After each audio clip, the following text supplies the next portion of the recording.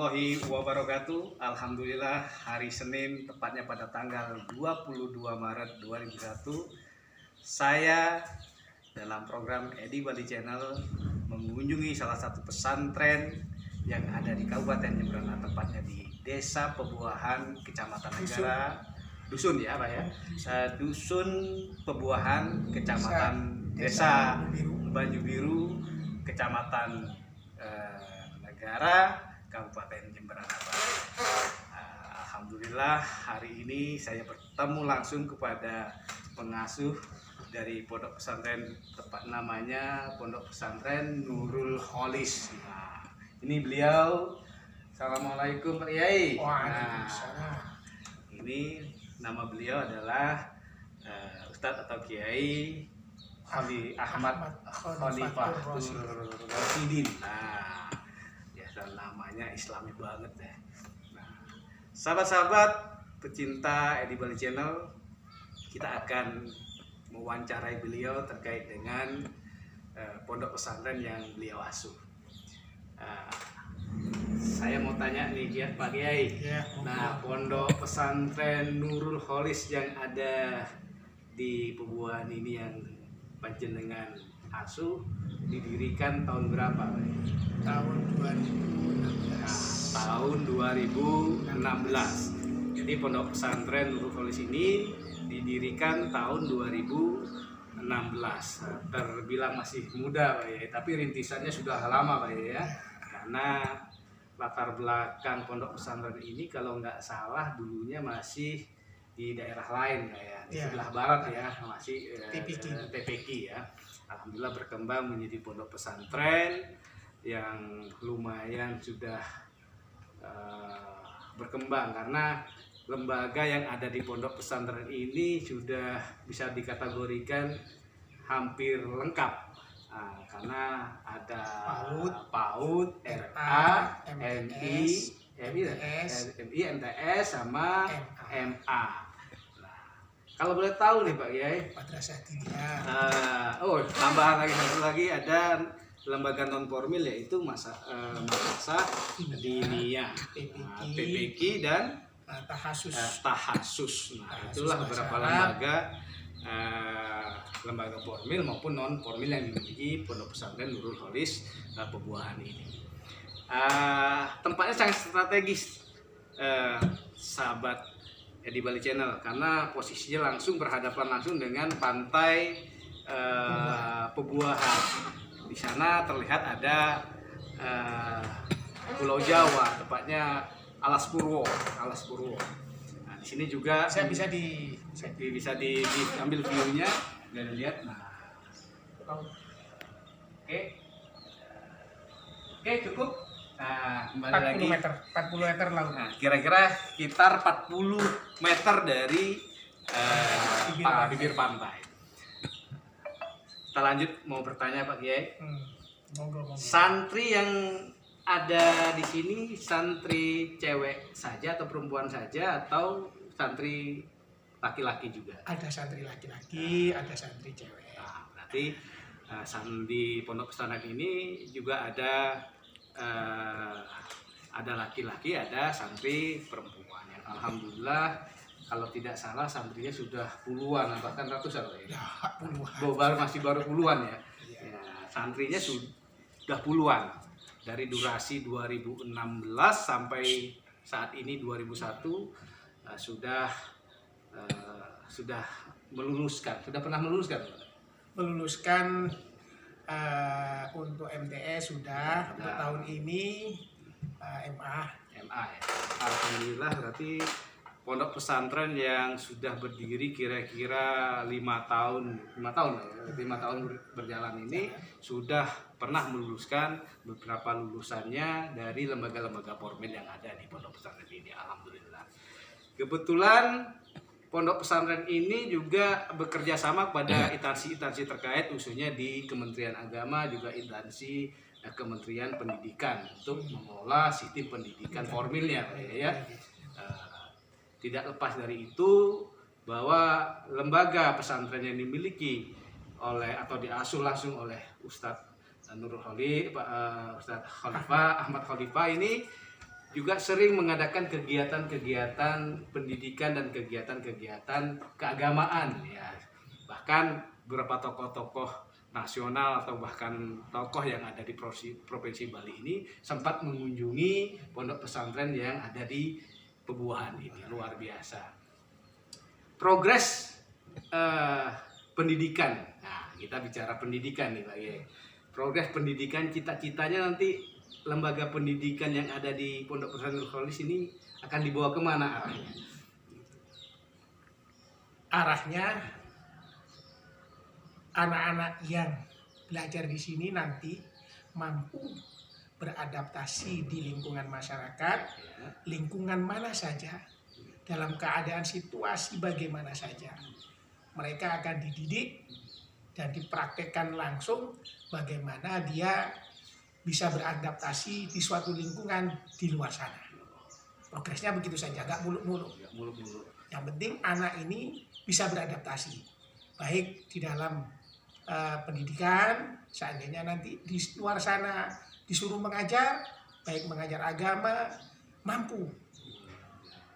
Terus di dalam adaptasi ekonomi, karena kita semua hidup tidak lepas dari ekonomi, maka anak-anak ini kita bekali dengan life skill-nya.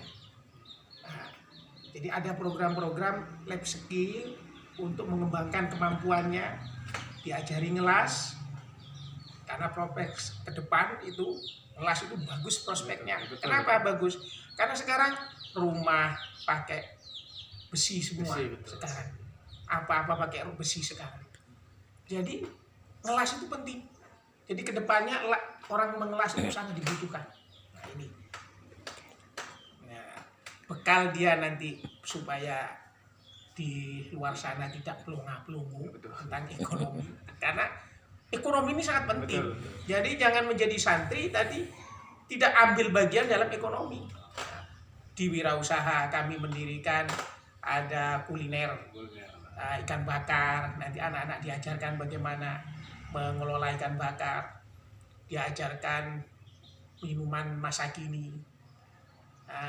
dibuatkan kedai. Kita menginginkan supaya punya kedai itu 30 atau 20, yang sehingga nanti kalau anak santri ini setelah lulus sekolah formalnya ingin kuliah, sambil kerja sambil kuliah.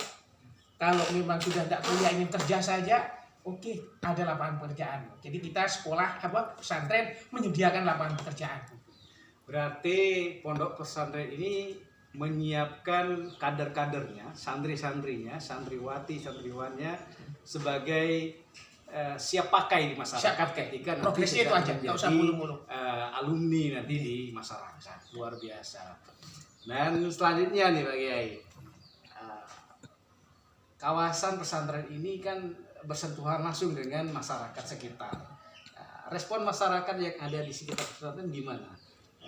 Apakah positif, apakah negatif? Bagaimana tantangan Pak Kiai dalam mengelola pesantren yang secara langsung bersentuhan dengan lingkungan masyarakat yang ada di sekitar? Ya alhamdulillah masyarakat ya positif menanggapinya. Bahkan kita ya selama ini kita berhubungan dengan masyarakat tidak ada masalah, baik-baik saja.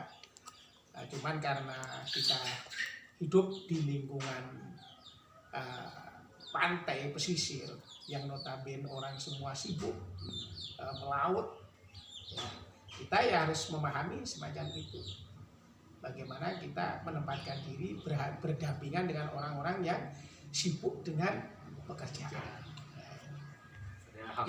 Yang penting intinya kita tidak ada gesekan, kita mengadakan gini, alhamdulillah masyarakat ya mendukung, mau. Kayak misalkan ada setiap hari Minggu tadarusan, setiap hari Minggu tadarusan, khatam Al-Quran, antusias masyarakat, alhamdulillah. Ada yang membawa makanan, ada yang bawa kue, ada yang bawa es, segala macam bentuk makan-makanan yang diberikan. Artinya pondok pesantren ini tidak melepaskan kontribusi masyarakat dalam berkomunikasi, tidak. Ya. Jadi tetap melibatkan masyarakat ya. Seperti acara tahunan Maulid Nabi, ya. semua masyarakat diajak ya. ya ikut dan membawa kalau bahasa Bali, bahasa kita Iya. di negara Malay, semua bawa Malay. Ini Pak Kiai, ini juga menjadi pertanyaan besar bagi sebagian kalangan, khususnya di kalangan santri, kalangan kalau boleh tahu nih, background pesantren Anda ini backgroundnya aswaja atau kan sekarang berkembang nih ya, ada aliran macam-macam ini kan. Nah, kebetulan ini lagi di Bali juga. Apakah gimana ini terkait dengan isu rumor yang kadang-kadang saling apa ya, menjatuhkan ini? Ya, ini alhamdulillah aswaja. Saya pesantrennya ada di dulu alumni pesantren Sumber Beras, Mencar, Minhajul Tulab. Kiai saya itu termasuk tokoh NU, NU, bisa ditelusuri. Dan saya belajar ilmu yang diajarkan juga paham-paham NU. Ya. Jadi ada tahlil, ada yasinan, di situ ada talqin mayit. Nah, Tidak ada, kita tetap aswaja tetap.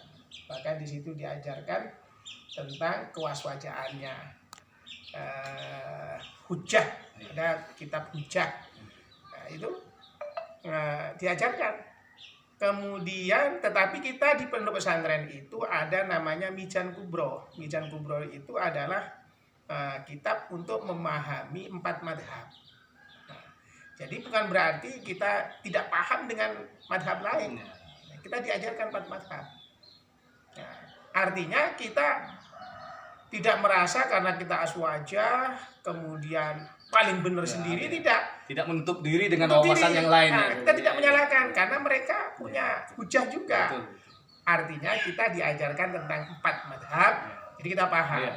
Seperti contoh anjing misalkan. Anjing buat madhab Imam Syafi'i najis, buat yang lain ya najis. Kemudian kita tidak berontak. Iya. Yang berontak itulah yang tidak paham. Jadi bukan berarti NU itu sepaneng, kemudian saklek. Ya, betul. Enggak. Justru orang-orang NU itu sudah didasari dengan 4 madhab sudah diajarkan di sana. Artinya pondok pesantren ini backgroundnya adalah aswaja, walaupun ada mazhab-mazhab lain tidak menutup wawasan keilmuan sebagai kajian, memahami bahwa pondok pesantren ini tidak mengecilkan kepada satu kelompok tertentu, walaupun background dasarnya adalah aswaja. Karena apa? Karena kalau itu dipelajari 4 madhab itu, insya Allah tidak akan ada perpecahan. Tapi kalau 4 madhab itu tidak dipelajari, satu madhab dipelajari, nanti menutup diri dengan madhab lain nanti sering terjadi. Nah, seperti contoh aja kunut. Kunut bagi orang aswaja itu sunnah yang bagaimanapun diletakkan namanya sunnah. Sunnah itu hukumnya dikerjakan mendapat pahala, dan dikerjakan tidak apa-apa. Tapi jangan sampai menjadi perdebatan di sana. Oke, baik. Nah, ini mungkin sedikit bertanya soal rintisan sejarah nih, berdirinya pondok pesantren. Mungkin ada yang unik bisa disampaikan berbagi kepada umat, kepada kalangan santri. Rintisan Pak Kiai yang mendirikan pondok pesantren yang notabene ini adalah juga samping kirinya juga banyak pondok pesantren yang lebih dulu. Jadi persaingan ketika itu merintihnya, apakah ada godaan atau halangan yang lain, ini bisa dibagi atau mungkin gampang-gampang aja gitu. Gimana? Jadi begini. Jadi selama ini saya tidak pernah ada persaingan, tidak ada beban ya. Tidak ada beban, kita jalani saja karena prinsip kami dari orang tua dulu. Ketika saya di pondok, ketika pulang, kata orang tua saya bilang, kamu pulang dari pondok, bekerjalah dengan sekuat tenaga, kumpulkan uang kamu. Seandainya sudah kumpul, tidak mungkin kamu akan bekerja terus. karena tua akan menanti atau sakit akan menanti. Nah, disitulah amalkan ilmu kamu. Jangan sampai mengamalkan ilmu terlebih dahulu, tetapi harta tidak punya, yang sehingga nanti sedikit banyak akan menjadi fitnah. Fitnah. Karena nanti kiainya minta-minta, pengasuhnya minta-minta gitu. Makanya prinsip saya dulu tidak ada sedikit pun akan seperti ini gitu loh. Artinya saya itu backgroundnya pengusaha. Bekerja. Kemudian setelah sekian tahun saya bekerja sudah mendapatkan apa yang sudah saya inginkan. Waktu itu mobil punya, sawah punya, rumah punya. Mau apa lagi kita hidup? Kalau kita kerja terus mati, sudah tidak ada apa-apanya, semua ditinggalkan. Nah, akhirnya saya berpikir mengabdikan diri ke umat, mengabdikan ke umat, ke agama, khususnya ke Allah. Dan saya juga backgroundnya dari Islam, punya ilmu agama. Mau dikemanakan ilmu agama saya? Kalau tidak di semacam ini, akhirnya saya belok, agak mengurangi aktivitas sebagai pengusaha. Kita merintis keagamaan. Itulah sahabat-sahabat, bahwa beliau latar belakangnya adalah pengusaha yang kebetulan pengusaha ikan ya, menjadi supplier ikan sukses ya, karena sudah ya bisa dikategorikan memenuhi keinginan dia ketika jadi pengusaha. Tinggal pengabdian dirinya kepada umat akhirnya mendirikanlah Pondok Pesantren Nurul Kholis ini. Mungkin termasuk ada ilham juga dari petua-petua, guru-guru panjenengan, mungkin ada macam gitu. Dari datuk saya itu namanya Kiai Hanafia. Kiai Hanafia ya. Itu punya pesantren di Banyuwangi. Di Blimbing Sari itu punya pesantren Babus Salam. Kemudian lambat laun runtuh. Nah, sampai sekarang sudah tidak ada yang meneruskan. Kemudian saya berpikir, masa anaknya sekian, cucunya sekian banyak itu tidak ada yang meneruskan, kasihan. Padahal dulu mungkin masih hidupnya, semasa hidupnya beliau pasti berdoa supaya ada generasi anak saya supaya ada yang meneruskan ini. Nah, mungkin doanya terkabulkan di pas saya. Alhamdulillah. Apalagi dulu memang saya kalau pondok sih artinya, kalau bahasa santri namanya santri ngelutuk. Saya bukan termasuk tipe santri ngelutuk yang jauh dari harapan memiliki ilmu manfaat. Yang sehingga saya berpikir terus, ilmu manfaat itu ada dua. Ilmu manfaat yang memang diberikan Allah melalui ketaatan kepada guru, ketaatan terhadap ilmu itu sendiri. Sedangkan saya kayaknya jauh semacam itu, yang sehingga saya berprinsip ilmu bisa dimanfaatkan yang bersangkutan sendiri. Nah, kalau kita memang mau memanfaatkan, ya kita manfaatkan. Kalau tidak mau menunggu ilham dari Allah, menunggu panggilan, ya lama. Kapan? Maka saya punya pikiran sendiri, akan saya manfaatkan sendiri. Walaupun belum mendapat panggilan. Ada tekad yang luar biasa untuk apa ya? Menasarkan ilmu sekaligus melanjutkan cita-cita para leluhur dari Pak Kiai ya. Nah, selanjutnya nih Pak Kiai, mungkin di closing statement ini Pak Kiai. Di era pandemi ini Pak Kiai, santri kan mungkin kalau di Jawa seperti biasa, rutinitasnya mungkin seperti biasa. Beda dengan kita di Bali, karena sekolah-sekolah ditutup. Nah, kesulitan apa yang dirasakan pondok pesantren, khususnya panjenengan sebagai pengasuh di era pandemi ini menghadapi situasi seperti ini? Saya tidak ada merasa kesulitan untuk pandemi ini, sebagaimana karena murid saya puluhan, tidak banyak. Jadi tetap saya masukkan, tapi sesuai dengan protokol kesehatan.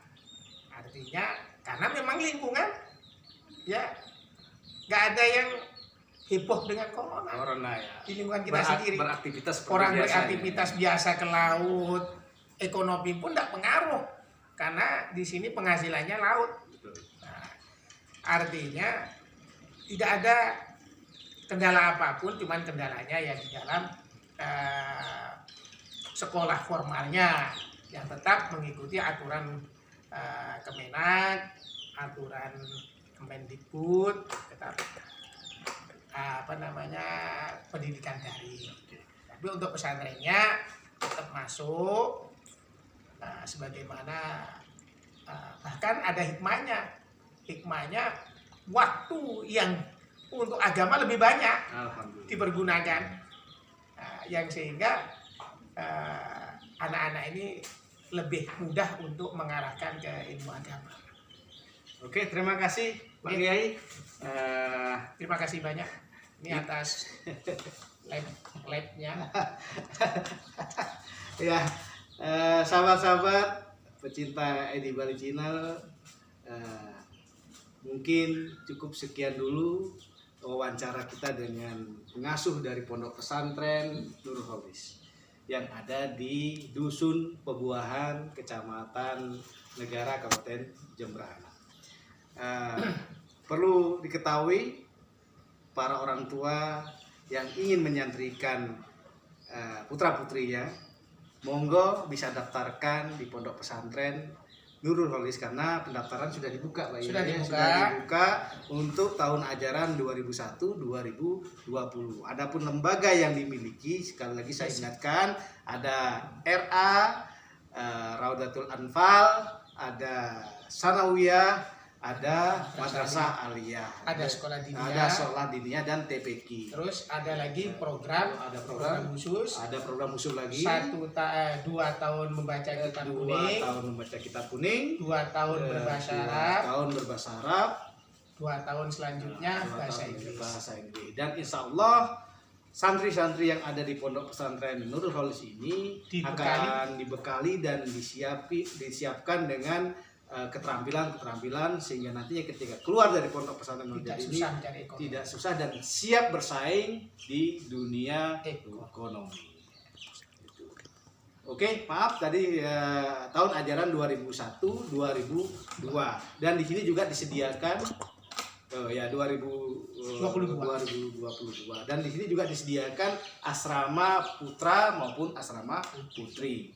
Oke, demikianlah wawancara kami, mudah-mudahan bermanfaat buat para kaum santri dan masyarakat umum yang ingin menyantrikan putra-putrinya di Pondok Pesantren Nurul Kholis, Pebuahan, Kecamatan Negara, Kabupaten Jembrana, Bali. Wassalamualaikum warahmatullahi wabarakatuh.